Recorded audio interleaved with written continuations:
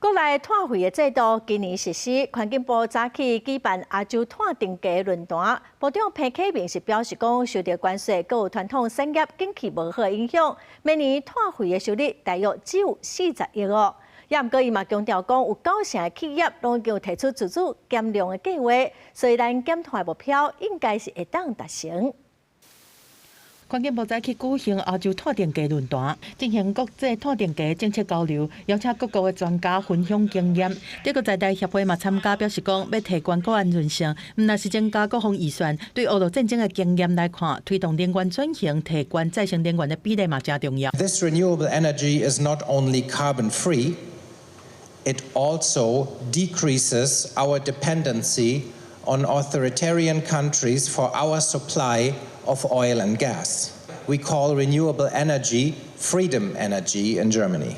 环境部的顾问、德国的学者嘛指出讲，德国要在2045年达成净零，但嘛面对挑战。Germany has already been phasing out nuclear at the same time. And this is a challenge, of course, and it will succeed only if we find the most cost-effective manners of way.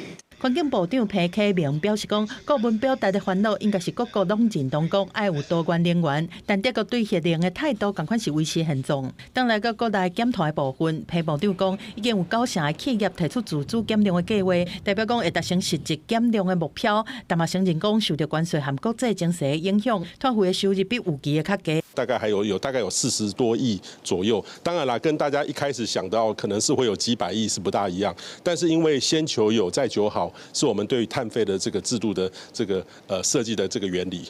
潘部长指出讲，目前企业嘛呈现 M 型化，半导体这高科技产业营收悬，碳排嘛悬，阁无适用低费率，因纳的费率就较悬。另外，团产亲像是更体旧化，红毛土部分可能受到关税的冲击，嘛是需要政府斗相共。拜都先互因拍这分期，甚至会当较晚才纳钱。记者综合报道。